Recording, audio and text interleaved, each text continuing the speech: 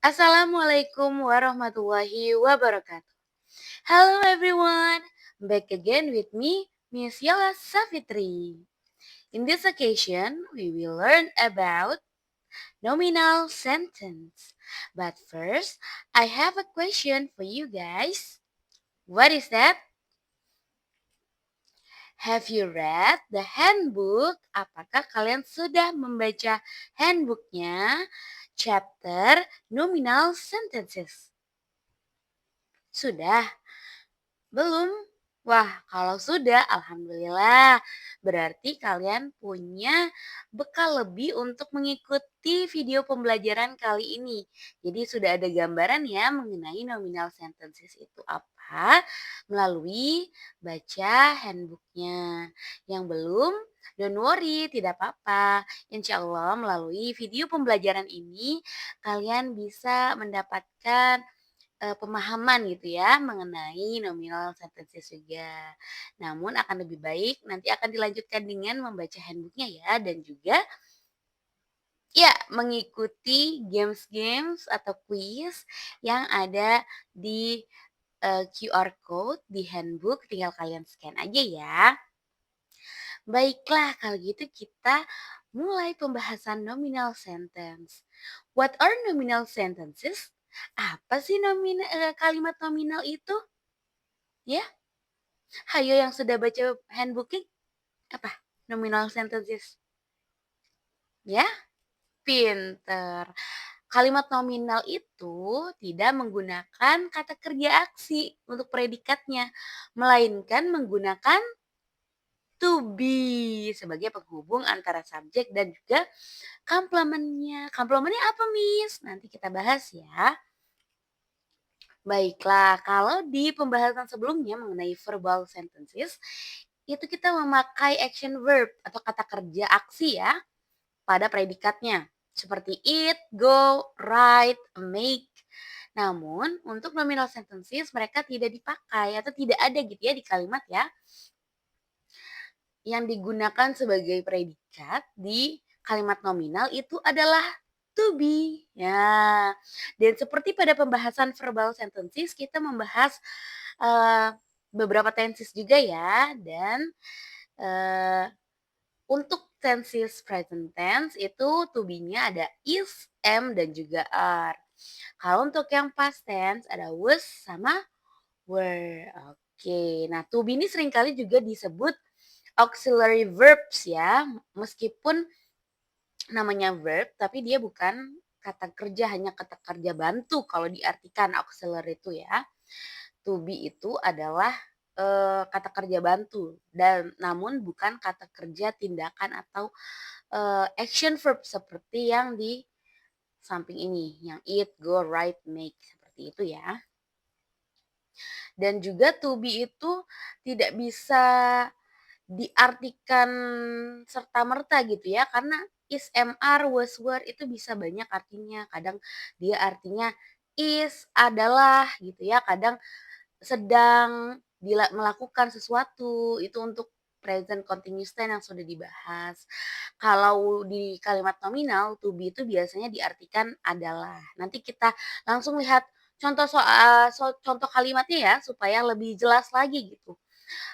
Fungsinya to be dalam kalimat nominal itu seperti apa. Oke, baiklah. Nah, ini dia ciri-ciri ya atau karakteristik dari kalimat nominal atau nominal sentences. Yang pertama tadi sudah kita bahas, tidak terdapat action verbs, kata kerja aksi. Kemudian menggunakan kata kerja bantu atau auxiliary verbs tadi ya, to be. Dan menghubungkan subjek dengan complement atau pelengkapnya itu bisa berupa noun, adjective, dan juga adverb. Nanti kita lihat contoh kalimat ya. Dan juga biasanya digunakan untuk menyatakan identitas, keadaan, atau deskripsi. Kalau identitas tuh kayak mana sih Miss maksudnya? Nah misalnya I am a student, ya kan?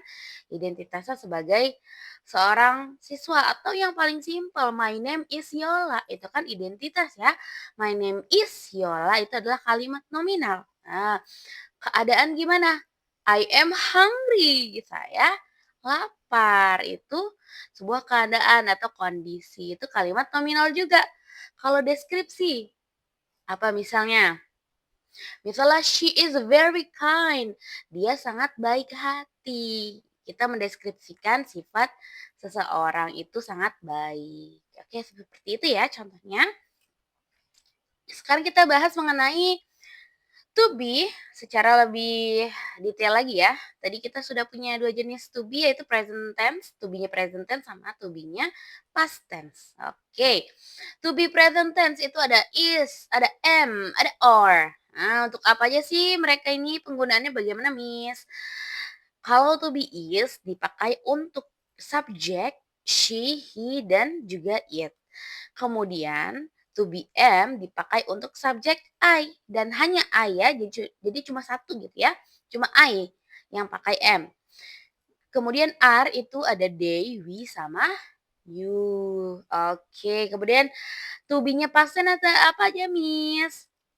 Ada was sama were. Nah, kalau was untuk she, he, it, dan juga I. Nah, ini biasanya kalau I ini ngikut Dewi Ayu gitu ya, yang familiar di telinga kita gitu ya, Dewi Ayu. Tapi kalau untuk past tense, I ini ikut rombongannya she, he, it. Jadi dia memakai to be yang sama dengan she, he, it, yaitu I was born in gitu ya kan, I was. Nah, kalau were, Dewi, you. Oke.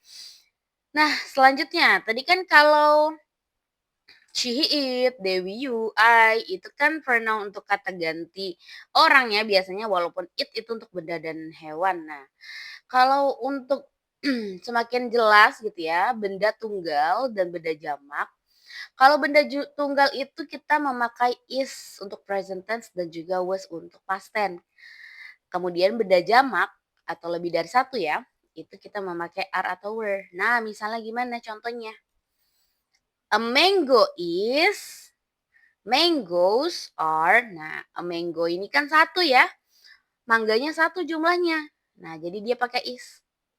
Kalau mangoes lebih dari satu jamak, pakainya are gitu ya. Ya benar sih, a mango kalau dijadiin pakai kata ganti dia jadi it gitu. Nah, tapi kalau, pakai kata bendanya seperti ini contohnya ya. Harus diingat-ingat kalau benda tunggal pakai is dan was, kalau benda jamak lebih dari satu memakai are dan juga were. Oke, kita langsung aja ke contoh kalimatnya ya supaya lebih jelas lagi. Nah, yang pertama kita bahas tentang present tense dulu nih. Seperti pembahasan pada verbal sentences sebelumnya, jenis kalimat ada 3, kalimat positif atau afirmatif ya, yang menyatakan sebuah fakta atau, kejadian sesungguhnya gitu, tanpa penyangkalan.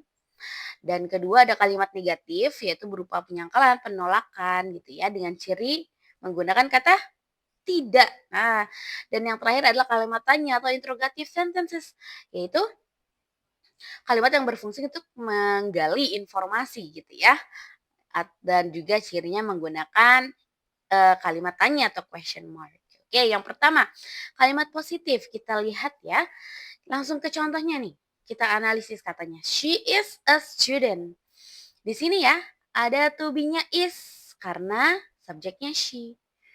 Terus dia komplemennya memakai apa? A student. Nah, student ini apa? Berupa noun. Dia adalah seorang murid. Ini menyatakan identitas gitu ya, identitasnya sebagai seorang murid. Nah, kemudian he is a handsome man. Is di sini ya, to be sama masih sama, to be-nya is karena he. A handsome man di sini apa bentuknya? Handsome itu kata sifat dan juga man itu kata benda. Jadi dia adalah adjective plus noun. Oke.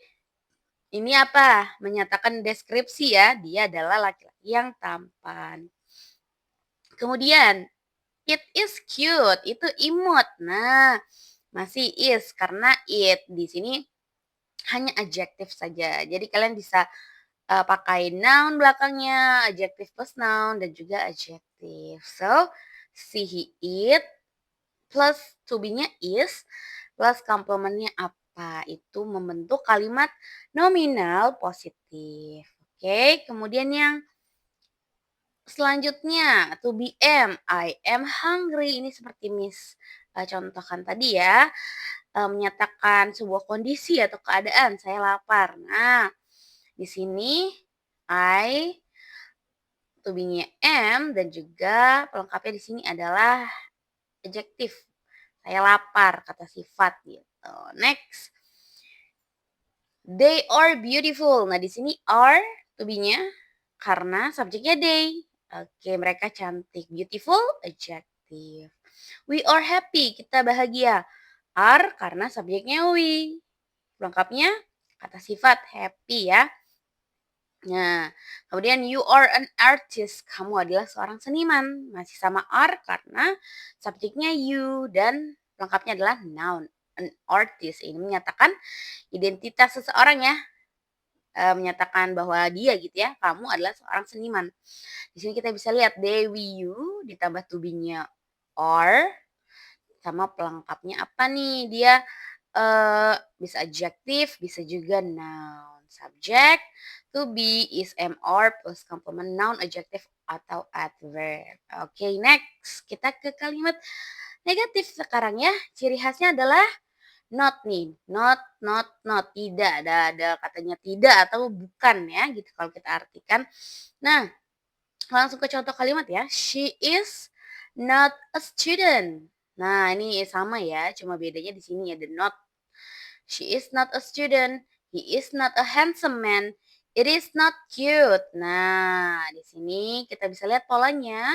She, he, it, to be-nya is, dan juga dilanjutkan dengan not. Nah, ditambah komplemennya tadi apa gitu ya. Jangan kebalik ya untuk penempatan not-nya setelah to be. She is not a student. He is not. It is not cute gitu ya.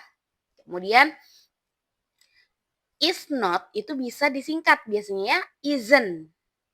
She isn't, he isn't, it isn't. Itu biasanya bisa disingkat seperti itu supaya lebih singkat ya, supaya lebih ringkas gitu ya. Oke, kemudian kalau untuk to be I, sama ya, I am hungry tadi ya. Kalau yang positif, kalau yang negatifnya ditambah not setelah to be. I am not hungry. Saya tidak lapar gitu ya. I am not ini bisa disingkat juga, tapi bukan am sama not-nya yang disingkat seperti isn't ya, tapi I sama M-nya disingkat I'm not gitu ya. I'm not hungry gitu. Supaya lebih ringkas aja sih ya sebenarnya. Nah, kemudian untuk yang Dewi Yu masih sama ya. Ditambahkan not di belakang to be-nya. They are not beautiful. We are not happy. You are not an artist. Nah, di sini are not juga biasanya disingkat, bisa gitu ya. Aren't. They aren't. We aren't. And you aren't. Okay, next. We go to the interrogative sentences atau kalimat tanya dari present tense. Kalimat nominal. Nah, seperti biasa, kadang sudah belajar yang verbal sentences ya, jadi sudah mengerti gitu ya pola-pola dari jenis kalimat. Kalau kalimat tanya biasanya dipindah ke depan, baik itu kata kerjanya, kalau verbal sentences kan do, does, did itu ya dipindah ke depan. Kalau kalimat nominal to be-nya yang pindah ke depan. Nah, tadi she is a student kalau misalnya kalimat positifnya, kalimat tanyanya is-nya dipindah ke depan to be-nya. Is she a student? Question mark. Tanda tanya, apakah dia adalah seorang murid? Is he a handsome man? Question mark. Dari he is. Jadi is he gitu ya, tinggal dibalik aja. Tinggal dibalik subjeknya kemudian yang setelah to be dan to be-nya di depan. Kalau kalimat positif kan subjek dulu baru to be ya, itu ditukar posisinya. It is cute, jadi is it cute question mark. Apakah itu imut? Dari contoh kalimat ini kita bisa analisa ya polanya ya. To be-nya di depan is, kemudian subjek she, he, it, dan komplemennya di belakang. Dan jangan lupa apa? Question mark. Sepele tapi question mark atau tanda tanya itu sangat penting di kalimat tanya. Kalau misalnya kita tidak memasukkan atau tidak menulis tanda tanya, itu tidak sempurna kalimat tanyanya ya, karena hakikatnya kalimat tanya menggunakan question mark atau atau tanda tanya. Oke, next. Yang am, yang di sini am depan, I am. Jadi am I hungry. Yang Dewi You di sini juga they are beautiful. Jadi are they beautiful? Are we happy? Are you an artist? Jadi pindah ke depan ya to be-nya. Setelah itu dilanjutkan dengan subjeknya. Oke, sekarang kita ke past tense ya. Sama polanya sama, hanya beda di to be-nya pinter. Nah, ini kita lihat ya. She was a student. He was a handsome man. It was cute sama I was hungry last night. Nah, ini tadi yang I tadi kan dia beda sendiri ya, M. Tapi kalau di past tense dia menggunakan was. Dia masuk rombongannya she, he, it. I was hungry. Nah, kalau mau kita artiin ya biasanya kalau tadi kan she is a student, dia adalah seorang murid ya atau siswa. Kalau misalnya di past tense, kalau mau ngartiin itu kita bisa memaknai she was a student itu dia dulu adalah seorang murid dulu ya at some point of the time in the past time. Nah, itu dia dulu. Berarti kalau sekarang sudah tidak murid lagi gitu ya. He was a handsome man, dia dulu laki-laki yang tampan gitu ya. Mungkin sekarang sudah tidak tampan lagi atau sudah berkurang gitu ya ketampanannya ya. Nah itu kalau misalnya it was cute, itu dulu imut, mungkin sekarang udah nggak imut lagi gitu ya. I was hungry last night ya berarti sekarang udah nggak lapar lagi gitu ya. Nah, kalau yang Dewi You were sama ya, ya cuma bedanya are jadi were, they were beautiful, we were happy, you were an artist. Untuk memaknainya bagaimana? Sama, ada dulunya gitu ya. Mereka dulu cantik, kita dulu bahagia. Nah, mungkin sekarang, sudah tidak bahagia lagi, tapi intinya dulu ini ya, keadaan dulu. Kamu dulu adalah seorang seniman, berarti dia sekarang bukan seorang seniman lagi, itu keadaan dulu ya, gitu. Dilihat polanya, sama ya polanya ya, hanya beda di to be. Subjek, to be-nya was, were, sama komplemennya apa. Masih bisa noun, adjective, atau verb. Nah, kalimat negatif nominal nih sama aja, tapi ditambah not setelah to be. To be-nya apa? Was sama were. She was not a student. He was not a handsome man. It was not cute. I was not hungry last night. Nah, sama nih. They were not beautiful. We were not happy. You were not an artist. Gitu ya. Kamu dulu bukan seorang seniman. Kita dulu tidak bahagia. Saya tidak lapar tadi malam. Dia dulu bukan seorang murid. Seperti itu ya. Next. Kalimat tanya nominal. Nah, sama seperti pola sebelumnya yang present tense. To be-nya di depan. Hanya saja untuk past tense, to be-nya adalah was untuk she, he, it, I. Dan juga were untuk Dewi, you. Was she a student? Was he a handsome man? Was it cute? Was I hungry last night? Were they beautiful? Were happy? Were you an artist? Gitu ya. Oke, jadi polanya tuh sama.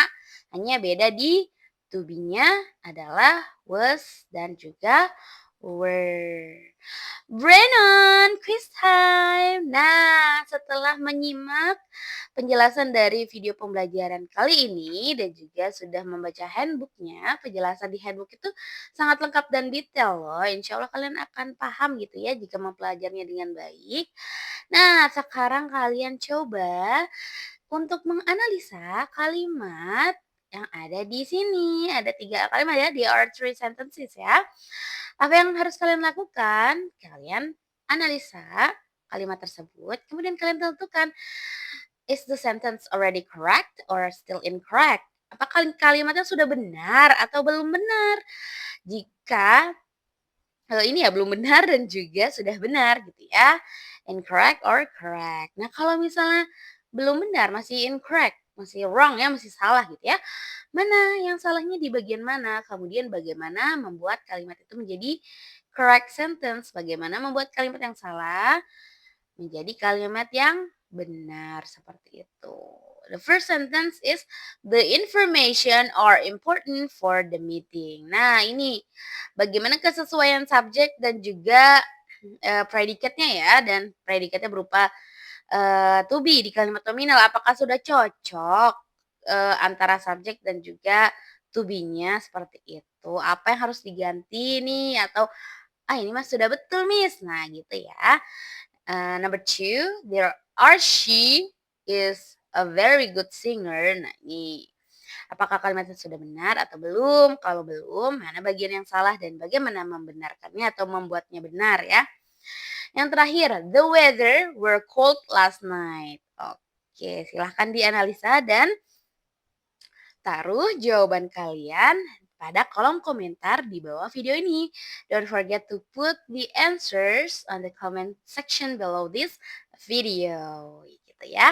Don't forget to write down your name and your class. Ditulis nama dan kelasnya gitu ya.